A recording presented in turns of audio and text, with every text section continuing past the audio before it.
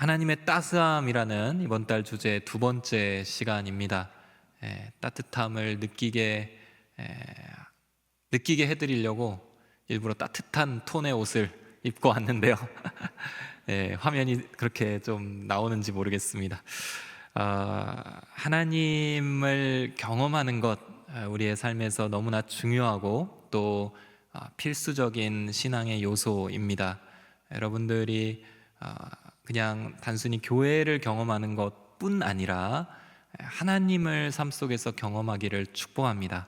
하나님이 어떠한 분이신지 그 말씀 가운데 있는 그 내용들이 여러분들 삶에서 정말 재생되고 또 되새겨지고 그것에서 힘을 얻고 은혜가 충만해지는 그러한 경험들이 많이 쌓이기를 축복합니다. 하나님은 우리를 지키시는 분이십니다. 하나님의 또 다른 이름 중에 하나는 우리를 지키시는 분이다라는 이름이 있습니다. 하나님이 우리의 보호자가 되십니다.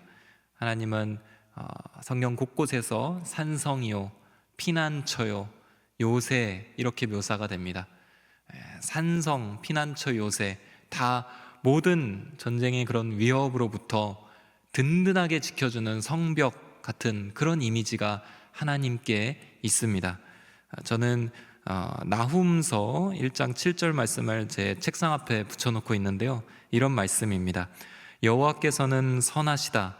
환난 날에 피난처가 되신다.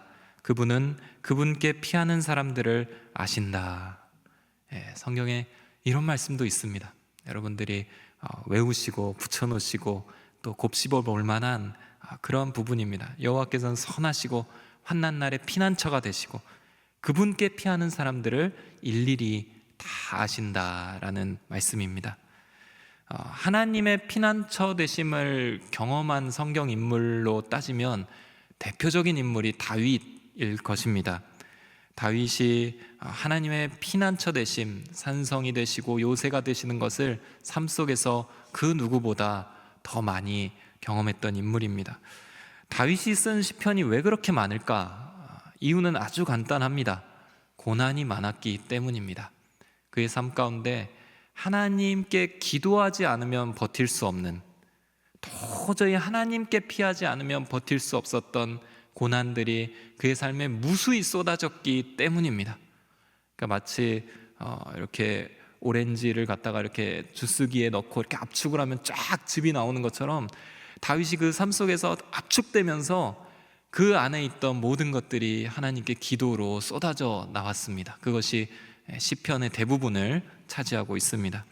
그런 시편의 표현에서 다윗이 자주 노래했던 표현이 있습니다. 그것이 바로 오늘 저희들이 살피기도 한 주의 날개 그늘 아래라는 표현입니다. 주의 날개 그늘 아래. 굉장히 많이 사용했습니다. 시편 안에서 한 6, 7번 정도가 나오는데 그 중에 대다수가 다 다윗이 썼던 시편에서 등장합니다. 주의 날개 그늘 아래 피하고 주의 날개 그늘 아래에서 거하고 그 안에서 즐겁고 그 안에 복이 있고, 그런 표현들을 다윗이 많이 썼습니다. 이게 무슨 뜻일까? 날개 그늘을 저희들이 경험하기는 별로 쉽지 않습니다. 삶 속에서 그런 큰 날개를 볼 일도 별로 많지 않고 그 날개가 그늘이 되는 게 별로 은혜스럽지도 않게 느껴지지만 그 중동에서 이스라엘 백성들에게 있어서 주의 날개 그늘이라는 표현이 분명히 어떤 장면을 묘사했을 것입니다. 아마도 하나님의 그 임재를 상징하는 그 법궤 위에 천사들을 수놓고 그 그룹들을 이제 법궤 위에다 이렇게 조각으로 만들어 놨는데 그 법궤에 그 천사들이 날개를 갖고 있습니다. 그래서 날개를 이렇게 앞으로 얼굴을 가리면서 양쪽에서 천사들이 날개로 그 법궤를 덮고 있는 모습이 있는데 그곳이 바로 하나님의 임재를 상징하는 장소입니다. 따라서 주의 날개 그늘이다 그러면 하나님의 임재, 그것을 생각했을 수 있습니다.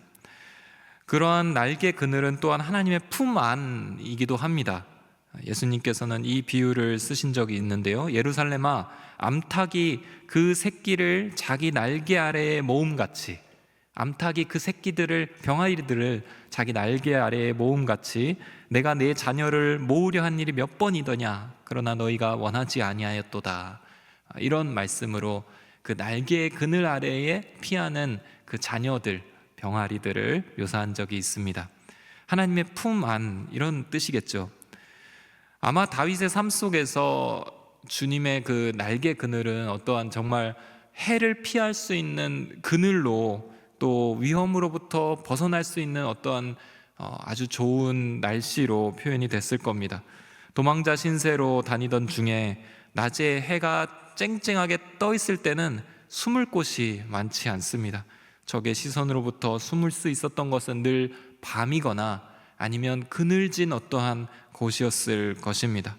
그 그늘 아래에 있을 때 다윗이 그나마 뛰다가 한숨을 돌렸을 것입니다. 그래서 그는 주님의 날개 그늘이라는 표현을 시편에서 자주 노래했습니다. 한나라 왕이 직접 군대를 이끌고 쫓아다니는 지명 수배자로서, 그 1급 지명 수배자로서 10년을 보냅니다. 주변 나라에서는 망명할 수도 없는, 왜냐하면 그 나라에서는 다윗은 자신들을 패배하게 한 수장이자 원흉으로 알려져 있기 때문입니다. 사울은 천천히요, 다윗은 만만이다 했던, 우리 만만의 군대들을 다 무찔렀던, 죽였던 그 자가 다윗 아니냐, 그런 주변 나라들의 입장이었습니다. 다윗은 하나님께밖에 피할 수 없는, 도저히 모든 선택지 중에 하나님밖에 없는 그런 순간이 다윗에게는 너무도 많았습니다. 그러나 다윗은 그런 압박과 상처 투성이인 그런 상황 속에서 자신이 갖고 있는 억울함, 원통함, 또 시시때때로 올라오는 그런 내적인 분노, 그리고 당장 길이 보이지 않은 그 두려움과 절망감, 이런 모든 것들을 하나님의 날개 그늘 아래로 가서 풀어놓았습니다. 이것이 다윗의 강점입니다. 그것이 다윗이 상처로 망가지지 않을 수 있었던 유일한 비결이었습니다. 그 수많은 인생의 고통의 순간들 속에서 다윗은 올라오는 모든 감정들을 다 하나님 앞에, 주님의 날개 그늘 앞에 나아가서 다 쏟아버린 것입니다. 이것이 성공했던 것이 다윗이고, 이런 것이 전혀 없었던 것이 일대왕 사울이었습니다. 사울은 이 부분에서 완벽하게 실패합니다. 그는 하나님께 나아갔다라는 표현이 성경에 나와 있지 않습니다. 하나님의 그늘 아래에 나아가 자신의 모든 내면을 풀어본 경험이 그에게는 매우 적었습니다. 말미가 완전히 달라지는 것이죠. 사랑하는 성도 여러분, 하나님께로 피하는 경험이 풍성하기를 이 시간 주의 이름으로 축복합니다. 여러분들이 선택지 속에서 하나님밖에 없는 선택지, 그런 삶의 경험은 사실은 적게 되기를 저는 바랍니다. 그건 너무나 어렵고 그런 순간들은 너무나 압박받는 시간이거든요. 하나님밖에 안 보인다 그러면 너무 힘든 순간임이 분명합니다. 그런 시간들은 좀 적기를 바라지만, 만약에 그러한 상황 가운데 계시거나 하나님이 그러한 상황을 펼쳐 주신다면 여러분들이 하나님께 피하는 경험이 쌓이고 풍성해지기를 주의 이름으로 축원합니다. 그것이 여러분들에게 있어서도, 여러분들 주변에게도 너무나 큰 복이 되기 때문입니다. 주님께로 피하고 주님께로 숨고 주님 안에서 평온을 누리는 그러한 시간들이 쌓이기를, 그러한 신앙적 경험들이 삶의 매 순간 넘치기를 주의 이름으로 축원합니다. 오늘 시편 이 17편 말씀을 통해서 다윗이 어떻게 주님의 날개 그늘로 숨는가, 그 기도 내용을 두 가지로 살피고자 합니다. 첫째로, 영혼의 억울함을 주님 앞에 호소하십시오. 영혼의 억울함, 원통함을 주님 앞에 호소하라입니다. 이 크리스천들에게는 영혼의 억울함이 있습니다. 누구에게나 있습니다. 하나님의 백성으로 이 땅을 살기 때문입니다. 그러나 이 땅은 공중 권세 잡은 자들이 다스리고 있는, 여전히 사단의 권세가 행행하고 있는 땅이기 때문입니다. 그들은 우리를 가만히 두지 않고 늘 우리를 넘어뜨리려고 합니다. 그래서 우리는 늘 영적으로 긴장하면서 이 땅을 살면서 그 공승 권세 잡은 자들하고 영적인 전쟁을 벌이기도 하고, 또 세상을 살다 보면 우리가 뜻하지도 않은 세상의 여러 악에 의하여 우리가 슬픔과 절망을 경험할 때가 너무나 많습니다. 단순히 어떤 범죄를 당한다 이런 차원을 넘어서서 자연재해가 있다거나, 갑자기 내가 잘못한 것도 아닌데 어떤 뜻하지 않은 사고가 일어난다거나, 가까운 이가 갑자기 죽기도 하고, 병이 갑자기 찾아오기도 하고, 나는 억울할 수밖에 없는, 하나님께 호소할 수밖에 없는 그런 말 못할 상황을 우리는 많이 맞이합니다. 그것이 굉장히 자연스러운 저희들의 삶입니다.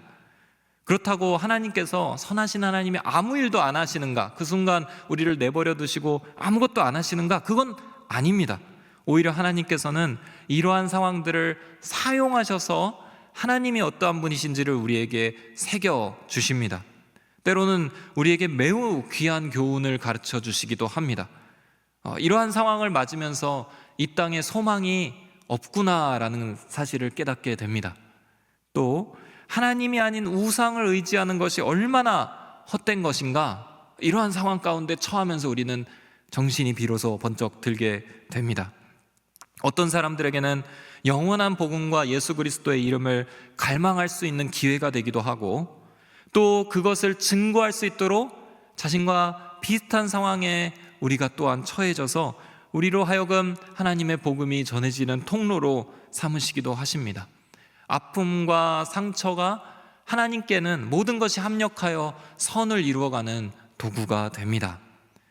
그러나 우리 영혼은 어떨까요? 우리 영혼은 그러한 삶 속에서 눌려있고 억울함이 있고 원통함이 생깁니다. 이 아픔을 하나님께 호소할 수밖에 없고, 하나님은 그러한 기도를 받아주시는 분이십니다. 세상을 살면서 눌리고 아프고 슬프고 절망스럽고 두려울 때, 불안이 찾아오고 때로 상황들이 너무나 사면초가인 그런 상황 앞에서 우리는 하나님을 바라볼 수밖에 없고, 하나님은 그러한 우리의 기도를 충분히 받아주시는 분이십니다. 요한계시록에 보면요, 성도의 대접이라는 표현이 나옵니다. 우리 이제 11월 말부터는 요한계시록 큐티로 넘어가는데, 거기에 보면 중간쯤 가면 성도의 대접이라는, 성도의 그릇이라는 표현이 하나 나옵니다. 근데 그 그릇은 뭐가 담겨 있는 그릇인가? 성도의 기도가 담겨 있는 그릇입니다. 그 기도의 그릇이 가득 찰 때까지 하나님께서 심판을 중지하고 계시다가 가득 차는 순간 그 심판을 펼치십니다. 그릇이 있는 거죠. 우리가 이 땅을 살면서 하나님 앞에 쏟아내는 그 기도가 그 그릇에 담겨 가는 겁니다. 그리고 하나님께서는 그것을 귀하게 담아 두시고 받아 주십니다. 다윗은 오늘 그 영혼의 억울함을 이렇게 토로하면서 시편을 시작합니다. 오늘 17편의 1절 말씀이 있는데요, 함께 자막을 통해 읽도록 하겠습니다. 시작. 오 여호와여, 내 의로움을 들으소서. 내 울부짖음을 돌아보소서. 내 기도에 귀 기울이소서. 거짓 없는 내 기도를 들어주소서. 이렇게 네 문장이나 하나님 앞에 들어달라고 표현하는 것은 다윗이 그만큼 지금 매우 억울하고 원통하고 군급한 상황이기 때문입니다. 내 의로움을 들으소서. 울부짖음을 돌아보소서. 내 기도에 귀 기울이시고 거짓 없는 내 기도를 들어주소서. 다윗은 말씀합니다. 숨기 위해서 먼저 하나님과의 관계 속에서 우리가 나아가는 것입니다. 하나님 앞에 내 의로움을, 내 거짓 없는 기도를 말씀드리며 하나님 앞에 나아갑니다. 하나님은 거룩하신 분이십니다. 하나님은 거룩하셔서 공의의 하나님이시고 무죄한 자의 그 최후의 변호인이 되어 주십니다. 다윗은 현재 억울함을 갖고 주님 앞에 나아갈 때 내 의로움과 내 거짓 없는 기도를 들어주십시오 라고 기도하며 나아갑니다. 따라서 주님 앞에 토하고 쏟아놓고 표현하는, 그 억울함을 토하고 쏟아놓고 표현하는 것은 매우 적절한 선택입니다. 영혼의 억울함을 가진 우리가 할 수 있는 게 무엇인가? 주님 앞에 토하고 쏟아놓고 표현하는 것입니다. 여러분들의 기도의 자리가 어느 자리가 딱 고정되기를 바랍니다. 본당의 어느 부분에 내가 원통한 일이 있으면 그곳에 나아가 하나님 앞에 토하고 쏟아놓고 표현하는 그 자리가 있기를 바랍니다. 여러분들의 침상이든 아니면 여러분들의 어느 장소든 그 장소에는 내가 너무 마음이 아플 때, 답답할 때 그곳에 나와 다 쏟아놓는 그런 자리가 있기를 바랍니다. 지금 다윗이 그러한 심정으로 하나님 앞에 나아갑니다. 그렇지만 여기서는 지금 다윗이 내 의로움, 내 거짓없는 내 기도, 나는 이후에 또 말씀에서 나오는데 나는 전혀 무죄합니다. 나는 죄를 짓지 않았습니다. 내 입술은 정직합니다. 이렇게 표현하면서 나아갑니다. 그렇지만 우리에게 있어서는 죄의 문제가 이 부분에서 좀 걸릴 수 있습니다. 다윗은 의로운 자였으니까, 다윗은 하나님 마음에 합한 자였으니까, 그러나 그에 비해서 이 표현은 나에게 쓰기에는 좀 적절하지 않은 것 같아. 나는 무죄하지 않고 난 내가 죄 짓고 사는 것을 잘 알고 있고, 이거는 이러한 삶의 형편은 그러한 결과로 벌을 받는 것 같고, 내가 범죄한 결과가 지금 나에게 쏟아지는 것 같이 느껴질 때 우리는 어떻게 기도해야 될까요? 그러한 마음이 우리 안에 남아있을 때 우리는 이 마음을 어떻게 하나님 앞에서 처리하고 나가야 할까요? 그것을 굉장히 잘 처리해야 합니다. 결론부터 말씀드리면 정죄가 아니라 회개하고 나아가야 합니다. 이렇게 기도했던 다윗이 훗날 밧세바와 동침하고 우리아를 죽이는 끔찍한 범죄를 저지르게 됩니다. 아주 하나님 보시기에도 악할 뿐만 아니라 세상 사람들이 봐도 너무나 끔찍한 범죄에 다윗은 주범이 됩니다. 이를 책망하는 나단 선지자의 지적을 듣자마자 다윗이 하나님 앞에 엎드려서 쓴 기도가 있습니다. 그것이 시편 51편입니다. 여기에서 다윗은 죄에 대해서, 하나님과의 관계의 회복에 대해서 기도하는 모범을 보여줍니다. 범죄자들이, 죄를 범한 자들이, 죄를 범한 인간이 하나님 앞에 어떻게 관계를 회복할 수 있는지 다윗은 아주 모범된 기도를, 깊이 있는 기도를 보여주고 우리에게 영적인 방향을 제시합니다. 시편 51편 9절에서 11절까지 표현들을 한번 읽어보도록 하겠습니다. 주의 얼굴을 내 죄에서 가리시고 내 모든 죄악을 지워주소서. 주의 얼굴을 가리시고 내 죄악은 지워주십시오. 아주 어쩌면 뻔뻔하다 싶을 정도의 표현입니다. 그러나 담대하게 그리고 매우 간절하게 구하고 있습니다. 10절에 오 하나님이여 내 속에 정결한 마음을 창조하소서, 내 안에 정직한 영을 새롭게 하소서. 얼마나 간절하겠습니까? 하나님의 얼굴이 멀어져 있습니다. 자신이 죄가 밝혀진 것도 수치스럽고 하나님이 나에게 주실 벌도 두렵습니다. 그러나 하나님 앞에 또 구하는 것입니다.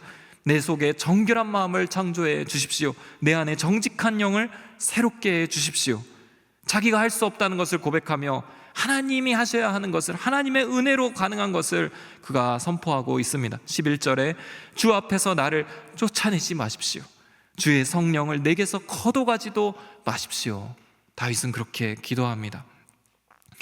그리고 이렇게 주님께서 이 기도를 들어주신다면, 주님께서 돌이키셔서 그 크신 긍휼로 나를 한 번만 더 용서해 주신다면 나는 주 앞에서 반드시 깨끗해질 것입니다 라는 것을 믿고 이렇게 선언합니다. 51편 7절 말씀입니다. 우슬초로 나를 깨끗하게 하소서. 그러면 내가 깨끗해질 것입니다.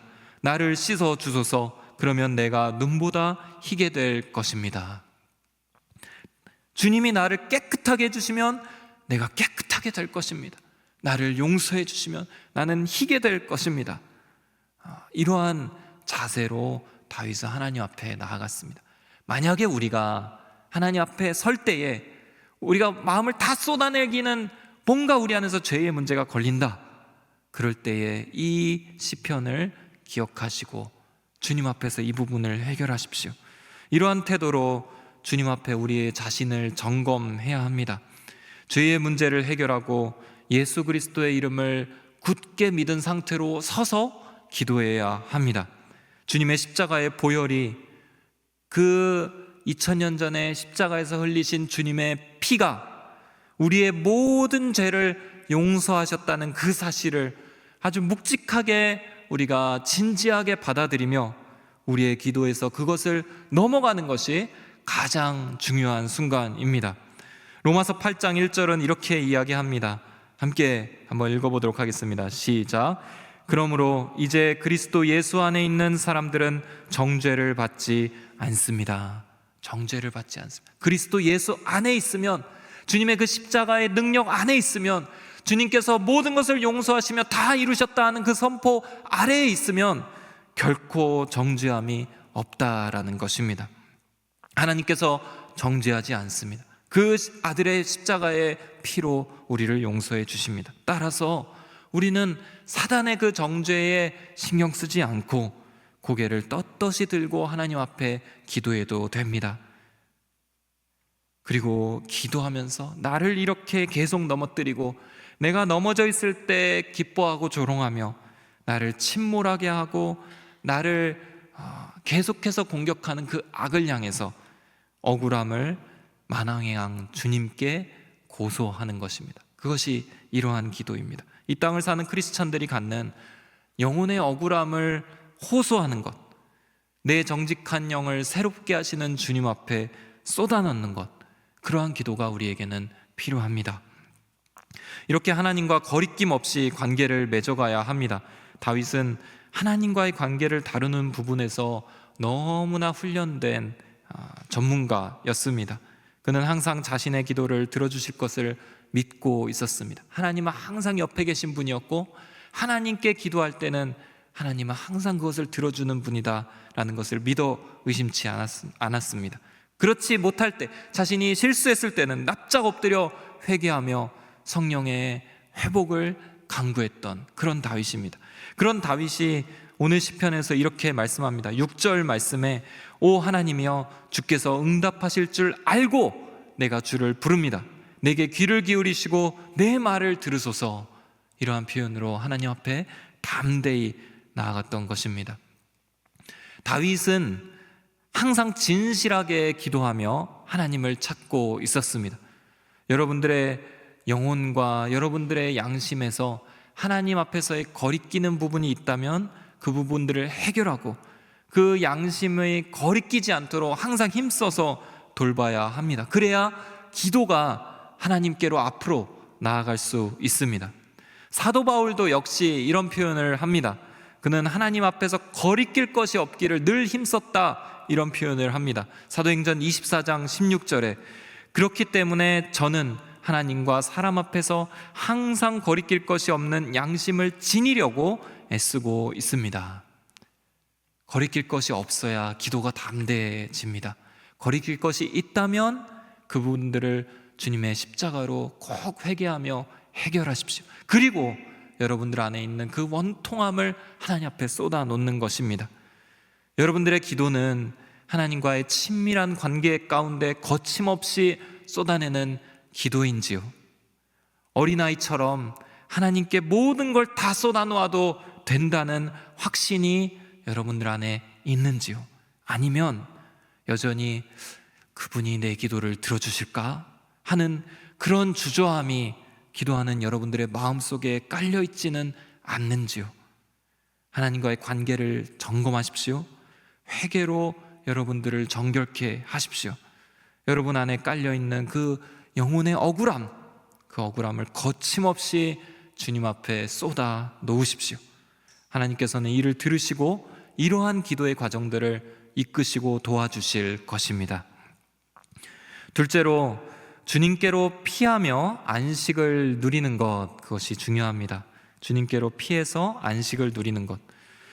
우리가 영혼이 눌릴 때, 숨이 잘 쉬어지지 않을 때, 가슴이 답답할 때, 상황이 안 풀리고 길이 보이지 않을 때 우리가 명심해야 할 것이 있습니다. 우리에게 스트레스가 쌓이는데요, 그때 우리에게 중요한 것은 우상이 아니라 주님께로 향해야 한다라는 점입니다. 답답한 상황에서 다른 것을 선택하는 것, 답답할 때 그것을 풀 수 있는 어떠한 것을 선택하는 것, 그것은 결코 온전한 해결책이 되지 못합니다.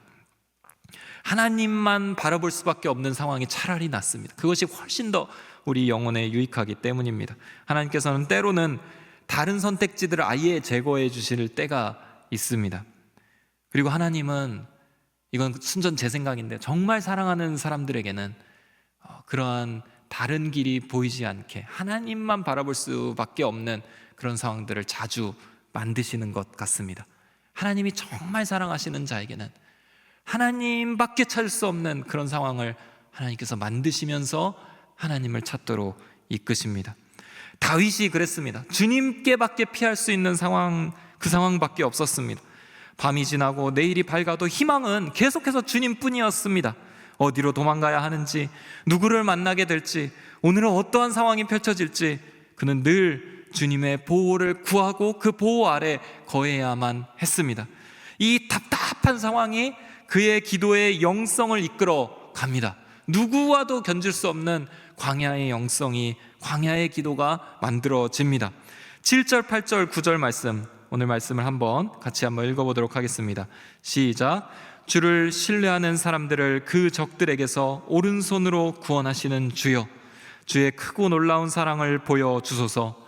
나를 주의 눈동자처럼 지켜주시고 주의 날개 그늘 아래 숨기셔서 나를 공격하는 악인들에게서, 나를 둘러싸고 죽이려는 내 적들에게서 지켜주소서. 적들에게서 지켜주소서, 이 고백을 주님께밖에 할 수 없었던 겁니다. 도와주는 이들이 가끔 있었습니다. 근데 다윗을 도와주면 사울에게 발각되고 다 죽었습니다. 다윗을 정말 도와주었던 제사장은 가문이 멸절을 당하고 그 마을 전체가 학살을 당합니다. 유대 전역에서 다윗이 피할 수 있는 도시는 없었습니다. 오직 광야로, 사람이 없는 광야 동굴 끝까지 다윗은 몰렸습니다. 그나마 그곳까지 사울이 찾아오곤 했습니다. 그 안에서 겨우 열린 길이라고는 가장 원수 국가였던 블레셋에게 투항하는 것이었습니다. 거기로 피했을 때는 그는 자기를 죽이려는 신하들 앞에서 미친 척을 하며 다윗이 아닌 것처럼 연기하며 빠져나와야 했습니다. 죽게 피하는 자들을, 그 일어나 치는 자들에게서 오른손으로 구원하시는 주님, 이것은 내가 피할 수밖에 없고 주님밖에 없습니다라는 고백이었습니다. 주님, 나를 감춰 주십시오. 주님, 나를 숨겨 주십시오. 그의 밤새는 기도는 주의 날개 그늘 아래 나를 숨겨 주십시오 라는 기도였습니다. 눈동자처럼 지켜달라는 기도도 합니다. 이 눈동자는 가장 소중한 부분을 의미합니다. 가장 소중한 물건, 눈동자처럼 나를 보호해 주십시오. 그것을 의미할 때 쓰는 단어를 다윗이 지금 기도하면서 쓰고 있습니다. 결국 그는 블레셋으로 피해서 블레셋 왕 앞에 투항을 하게 됩니다. 다윗인 것처럼 가서 섰더니 사람들이 다윗이구나, 이 사람이 그 원수 다윗이구나, 이제 죽입시다, 이렇게 왕에게 이야기를 합니다. 그때 그 왕 앞에 끌려 나오면서 그가 입에 침을 흘리면서 수염을 침으로 다 적시면서 횟가닥 간 것처럼 미친 척하면서 그는 왕 앞에서 연기를 합니다. 그때 왕이 그것을 보면서 세상에 미친 사람이 적어서 저 사람을 왜 내 앞에 데리고 왔느냐, 당장 끌어내라, 당장 내보내라, 쫓아내라. 그래서 겨우 목숨을 구하면서 다윗이 나오게 됩니다. 그때 그는 시편 34편을 쓰게 되는데 거기에 나오는 표현들을 개역개정으로 읽어드리겠습니다. 6절에서 8절까지입니다. 이 공고한 자가 부르짖음에 여호와께서 들으시고 모든 환난에서 구원하셨도다. 여호와의 천사가 주를 경외하는 자를 둘러 진치고 그들을 건지시는도다. 너희는 여호와의 선하심을 맛보아 알지어다. 그에게 피하는 자는 복이 있도다. 그에게 피하는 자는 복이 있도다. 그가 지금 맛보고 있는 건 어쩌면 그 먼지 묻은 수염의 맛일 겁니다. 그러나 여호와의 선하심을 맛본다, 이렇게 표현합니다. 그리고 그에게 피하는 자는 복이 있다, 이렇게 말합니다. 오늘 이 자리에 나온 우리에게 하나님밖에 도우실 분이 없는, 하나님밖에 도우심을 요청할 수밖에 없는 그런 깊은 아픔을 갖고 계신 분들이 혹시 계시는지요? 오랜 기도 제목, 전혀 바뀌지 않았던 그런 기도 제목, 나를 오랫동안 힘들게 눌러온 그런 기도 제목을 안고 나온 분이 계시는지요? 백방을 다녀봤자 전혀 소용이 없고 주위를 둘러보면 아무도 없는 그런 상황 가운데, 그런 상황이 내 이야기인 그런 분들이 계시는지요? 그렇다면 주님께로 피하십시오. 주님께 피하는 자가 복이 있습니다. 주님께로 피하고 주님께로 숨는 겁니다. 주님의 도우심을 구하는 겁니다. 주님만 의지하기로, 내 영혼아 주님만 의지하라, 이렇게 선포하고 기도하십시오. 그것이 복됩니다. 성경은 여호와께 피하라, 여호와를 찾으라, 여호와만 의지하라 반복해서 이야기합니다. 이유도 말씀하고 있는데요, 성경을 보니까 이유도 나오더라고요. 첫째로 여호와께서 들으시고 응답하시기 때문입니다. 오늘 시편 6절 말씀, 오 하나님이여 주께서 응답하실 줄 알고 내가 주를 부릅니다. 주님은 응답하시는 분이라는 겁니다. 둘째로 여호와께서 친히 그들을 아시기 때문입니다. 아까 읽어드렸던 말씀, 나훔서 1장 7절, 여호와께서는 선하시다, 환난 날에 피난처가 되신다. 그분은 그분께 피하는 사람들을 아신다. 셋째로 여호와를 찾는 자들에게는 하나님은 부족함이 없기 때문입니다. 그 시편, 블레셋 왕 앞에서 미친 척하며 나오면서 썼던 시편 34편 10절에 젊은 사자들이라도 힘이 없고 굶주릴 수 있지만 여호와를 찾는 사람들은 좋은 것이 부족할 리 없습니다. 다윗은 노래합니다. 넷째로 여호와의 날개 아래에 있다면 우리는 안식을 얻는 정도를 넘어서서 즐거울 것이기 때문입니다. 주는 내 도움이시니 내가 주의 날개 그늘에서 즐거워할 것입니다. 다윗이 시편 63편 7절에서 또 날개 그늘이라는 표현을 쓰는데 여기서는 이렇게까지 씁니다. 주의 날개 그늘에서 즐거워할 것입니다. 피하고 있는 그 상황에서 우리 영혼이 즐거워지는 그런 상황입니다. 우리 찬송가 중에 주 날개 밑 내가 평안히 쉬네라는 찬송가가 있습니다. 이 곡에 작사하셨던 분은 윌리엄 커싱 목사님이십니다.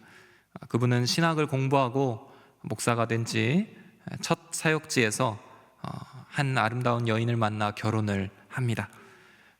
결혼한 지 10년, 1864년에 아내가 이름 모를 병에 걸려 시름시름 앓게 됩니다. 아내의 요양을 위해서 목회도 줄이고 사역지도 옮겼습니다. 그렇지만 아내는 결국은 그 자리에서 일어나지 못하고 6년, 7년 만에 남편의 곁을 떠나고 말았습니다. 그 충격 때문이었을까? 아내의 병간호와 목회를 병행하던 커싱 목사님의 건강이 급격히 나빠지기 시작했습니다. 급기야는 목사인데 성대에 이상이 생겨 더 이상 목소리를 낼 수 없는, 강단에 설 수 없는 상황까지 오게 되었습니다. 아내를 잃고 얼마 안 가서 목소리까지도 잃은 그에게 그 어떠한 것도 위로가 되지 않았습니다. 그는 낙심 가운데 주님께 부르짖습니다. 주님, 주님의 뜻은 어디에 있습니까? 저를 이 땅에 태어나게 하신 이유가 무엇입니까? 사랑하는 아내도 데려가셨으니 이제는 제 목숨도 데려가 주십시오. 말도 못하는 이 육신 이제 거두어 주십시오.